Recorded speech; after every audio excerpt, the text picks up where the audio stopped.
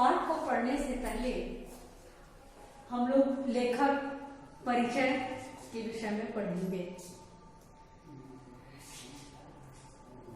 इसके लेखक हैं नेताजी का चश्मा। कहानी के लेखक हैं स्वयं प्रकाश। स्वयं प्रकाश का जन्म सन 1947 में इंदौर मध्य प्रदेश में हुआ। इनके जीवन का ज्यादा समय राजस्थान में व्यतीत हुआ, वहीं उन्होंने नौकरी भी की। यानी कहने का तात्पर्य है कि नौकरी का एक लंबा समय भी उनका राजस्थान में ही व्यतीत हुआ। स्वयं प्रकाश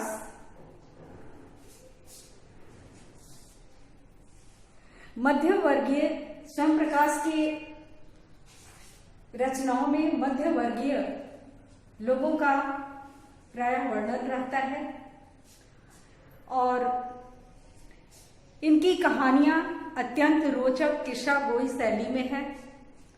इन्हें पहल सम्मान वनमाली पुरस्कार जैसे पुरस्कारों से भी सम्मानित किया गया है। इनकी प्रमुख रचनाएं हैं आएंगे अच्छे दिन भी, आदमी जात का आदमी और संधान इनकी प्रमुख रचनाएं हैं। इनका उपन्यास है जो काफी चर्चित रहा है, बीच में विनय और ईंधन, ये काफी चर्चित रहे हैं। इस पाठ में लेखक ने जो पाठ का परिचय दिया है वह इस प्रकार है। चारों ओर सीमाओं से घिरे भूमि के भाग को देश नहीं कहते। यानी केवल चारों ओर से जो भूमि घिरी हो, सीमाओं से घिरी हो, वो देश नहीं कहलाता।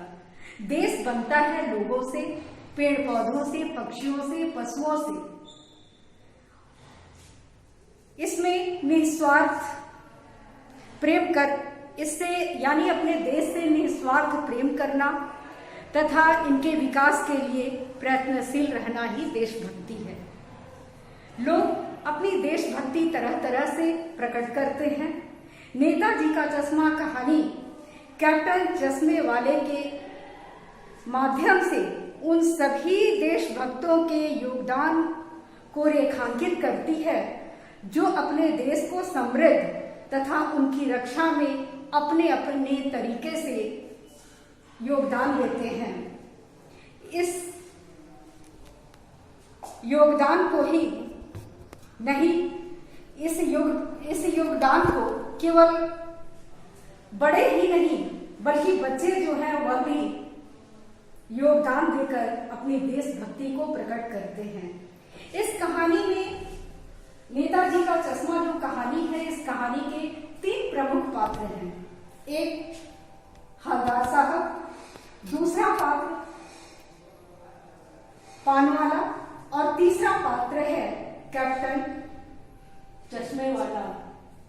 हवलदार साहब एक जिज्ञासु प्रवृत्ति के व्यक्ति हैं। उनके अंदर दयालुता, संवेदनशीलता, भावुकता और देश के प्रति भक्ति भावना निहित है।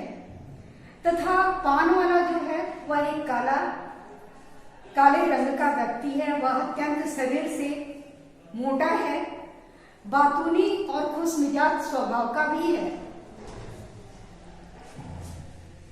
और ये हमेशा पान खाता रहता है। पान वाला जो है वह कैप्टन चश्मे वाले का मजाक भी उड़ाता है, लेकिन कैप्टन की जब मृत्यु हो जाती है तो वह अत्यंत भावुक भी हो जाता है। वह उसकी मृत्यु पर स्तब्ध रह जाता है। तीसरा पात्र है कैप्टन, जो एक गरीब फेरी वाला है। वह घूम घूम कर फेरियां लगाता है और चश्मे बेचा करता है। उसमें नैतिक मूल्यों से वह जो व्यक्ति है चश्मे वाला, वह नैतिक मूल्यों से ओतप्रोत भी है, सच्चा देशभक्त भी है और अपने नाम को सार्थक करने वाला भी है, जैसा कि कैप्टन जो नाम दिया गया है वह अपने नाम के अनुसार अपनी सार्थकता को भी व्यक्त किया है इस कहानी में। वह शारीरिक रूप से अत्यंत कमजोर भी है। इस पाठ के ये 3 प्रमुख पात्र हैं और नेताजी का चश्मा कहानी का जो सारांश है उसमें सबसे पहला टॉपिक है, सबसे पहला जो है कस्बे का सामान्य परिचय, यानी वो कस्बा। कस्बा क्या होता है? कस्बा होता है शहर से छोटा और गांव से बड़ा। वह ऐसी जगह जहां अपनी आवश्यकता की हर वस्तुएं उपलब्ध हों, उसे हम कस्बा कहते हैं। तो एक छोटे से कस्बे का ही इसमें वर्णन किया गया है। ये कहानी उसी छोटे से कस्बे की है। कस्बा जो है वो एक ऐसा कस्बा है जहां लड़के लड़कियों के पढ़ने के लिए स्कूल है, एक सिनेमा घर है, नगर पालिका है जो समय पर अपने सारे कार्यों को संपादित करती रहती है। और ये यहां इस कस्बे में कोई ऐसा प्रशासनिक अधिकारी आया कुछ समय के लिए, और वह आया कि उसके मन में एक ऐसी भावना जागृत हुई कि नहीं, इस कस्बे के जो मुख्य चौराहा है उस चौराहे पर किसी ऐसे व्यक्ति की मूर्ति लगाई जानी चाहिए जिसे देखकर हमारे मन में कुछ ऐसी भावना उठे जिससे हम अपनी देशभक्ति को व्यक्त कर सके, उससे हम कुछ ग्रहण कर सके। वह प्रशासनिक अधिकारी कुछ ही समय के लिए वहां आया था और उसी थोड़े से समय में उसने उस चौराहे पर, कस्बे के मुख्य चौराहे पर एक नेताजी की मूर्ति स्थापित करवा दी। शायद इस मूर्ति को बनाने वाला एक उसी कस्बे के स्कूल में पढ़ाने वाले एक ड्राइंग मास्टर थे, मोतीलाल। मोतीलाल जो थे वह मूर्ति बनाने की जिम्मेवारी लिए और उन्होंने महीने भर में मूर्ति को बनाकर सौंप देने का वादा भी किया। इत्तेफाक से कहा जाए कि मूर्ति इतनी जल्दीबाजी में भी बनी कि महीने भर में वो बनकर तैयार हो गई और चौराहे पर भी वो मूर्ति स्थापित कर दी गई। मूर्ति को देखते ही ऐसा लगता था कि सुभाष चंद्र बोस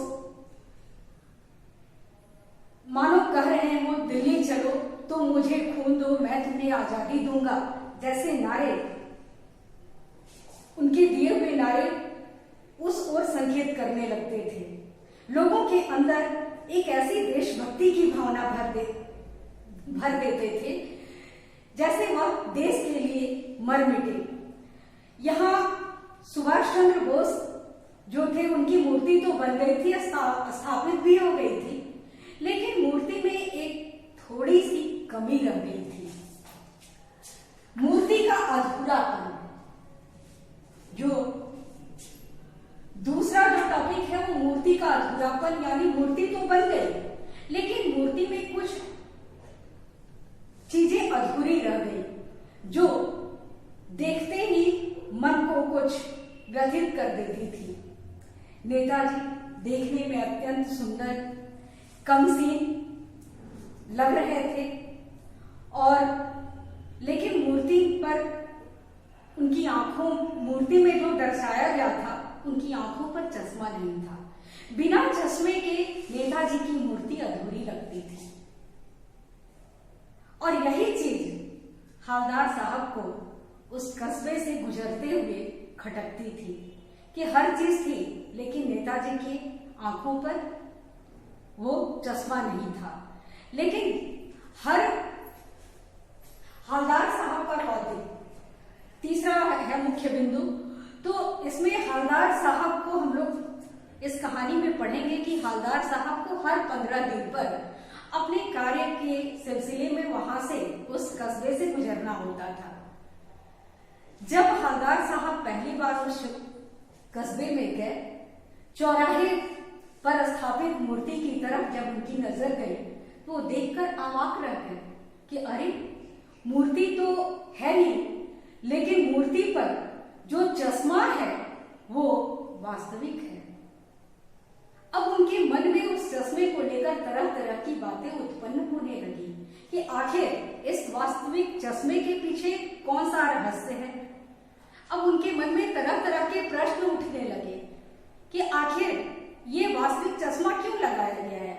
क्या मूर्तिकार को चश्मा बनाना नहीं आया, या मूर्तिकार चश्मा बनाना भूल गया, या बनाते समय किसी तरह पत्थर को बारीक करने में, पारदर्शी चश्मा बनाने में शायद वो टूट गया हो।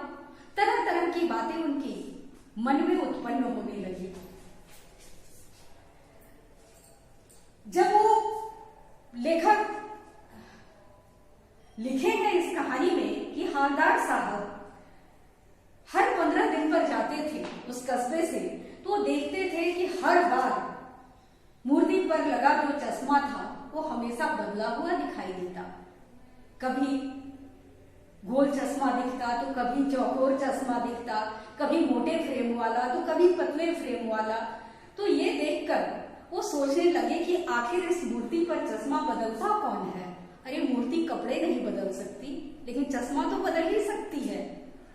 अब उनके मन में ये बातें आने लगी। फिर कैप्टन का देश प्रेम, ये चौथे बिंदु में हम लोग पढ़ेंगे कि कैप्टन का देश प्रेम। अब ये जो भावनाएं उनके मन में आने लगी कि आखिर इस चश्मे को बदलता कौन है, अब वो उसके बारे में जानने के लिए व्याकुल होने लगे। कौतुकता भरी हुई थी उनके मन में। अब वो जब कस्बे में आते थे तो वहां एक पान वाला था जो पान बेचा करता था, जो देखने में मोटा भी था, खुश मिजाज भी था और बातूनी भी था, और हमेशा वो पान खाया करता था। कहने का मतलब है जितने ग्राहकों को बेचता था उतना स्वयं भी खाता था। उसके मुंह पान से कभी खाली नहीं रहते थे। तो हालदार साहब जो थे वो कैप्टन, वो पान वाले से पूछ बैठे कि आखिर ये चश्मा बदलता कौन है। मैं जब भी आता हूं तो देखता हूं कि नहीं, मूर्ति पर हर बार चश्मा बदला हुआ है, आखिर ये ऐसा करता कौन है। पान वाला जो था वो मुंह में पान भरा हुआ था, वह नीचे थूका और फिर बताने लगा, कैप्टन चश्मे वाला मूर्ति पर चश्मा बदल दिया करता है। वो तो सुन लिए हालदार साहब, लेकिन अब इनके मन में ऐसी बातें आने लगी कि आखिर ये कैप्टन है कौन। अब तो उनके मन में एक ऐसा व्यक्तित्व अंकित हो गया कि नहीं, कैप्टन जो होगा कोई लंबा चौड़ा व्यक्तित्व वाला व्यक्ति होगा जो अपनी देशभक्ति को इस तरह से प्रकट कर रहा है। हालदार साहब हर 15 दिन पर उस कस्बे से जाया करते थे, गुजरते थे, फिर 15 दिन के बाद फिर उनको आना होगा। तो फिर वो पूछे उस पान वाले से कि ये कैप्टन कौन है। तो वो बताने लगा, पान वाला जो है, कि ये कैप्टन जो है वो चश्मा बदल दिया करता है, वो देखिए वो आ रहा है, आप उसी से पूछ लीजिए। जब सिर घुमाकर हालदार साहब ने पीछे देखा तो क्या देखते हैं कि एक मरियल सा आदमी एक बांस पर कुछ चश्मे लटकाए, हाथ में एक संदूकची लिए हुए, लंगड़ाता हुआ वह चला आ रहा है। और वो आकर अपने उस बांस को, जिस पर कुछ चश्मे लटके हुए थे, एक बंद दुकान के सहारे खड़ा कर देता है।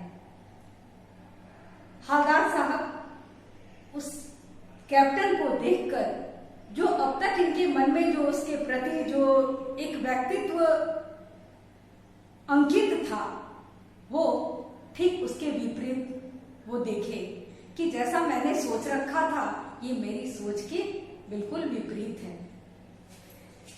कैप्टन का परिचय है। अब कैप्टन जो है अब उसे देखकर हवलदार साहब समझ गए कि नहीं, ये कैप्टन जो है एक कमजोर शरीर वाला व्यक्ति है जिसके अंदर देशभक्ति की भावना कूट कूट कर भरी हुई है।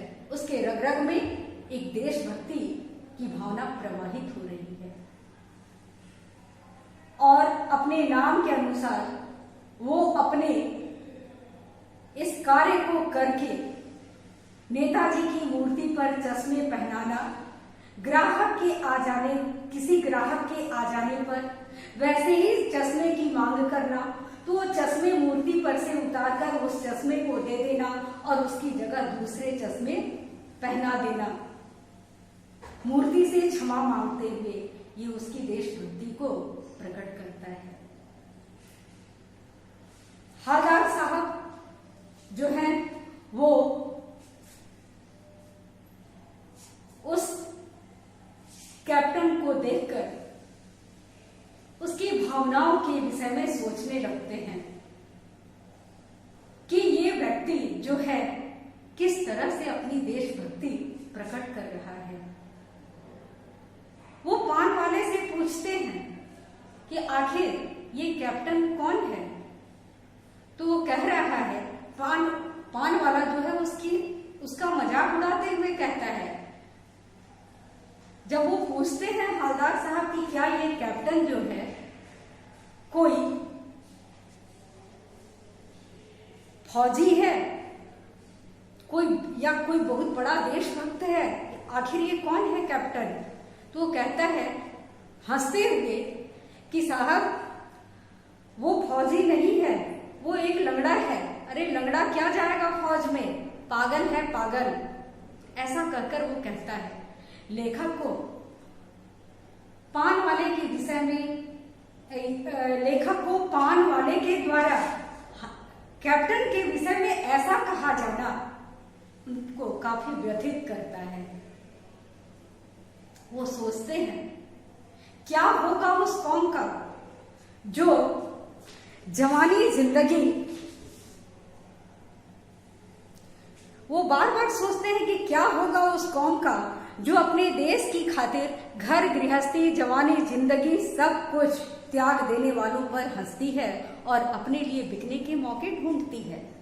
अर्थात हवलदार साहब चश्मे वाले की मृत्यु की खबर से अत्यंत भावुक हो जाते हैं जब वो कहता है कि ये क्या जाएगा, पागल है पागल, इस तरह से। तो उनको तो काफी दुख पहुंचता है इस तरह की देशभक्त के विषय में ऐसा कहा जाना। कुछ हफ्ते बाद फिर जब हवलदार साहब उस कस्बे से गुजरते हैं तो देखते हैं कि मूर्ति पर कोई चश्मा नहीं है। ये उनके मन को झकझोर कर रख देता है। फिर दूसरी बार जब ठीक 15 दिन के बाद फिर जब उस कस्बे से उनको गुजरना होता है तो कस्बे आने से पहले ही वो अपने मन में ये विचार कर लेते हैं कि नहीं, आज हमें कस्बे वहां पान की दुकान पर रुकना भी नहीं है और उस मूर्ति की तरफ देखना भी नहीं है। वो ऐसा सोचकर वो आगे बढ़ते हैं, लेकिन जैसे ही उस चौराहे पर पहुंचते हैं तो देखते हैं कि मूर्ति पर सरकंडे का चश्मा पहनाया हुआ है।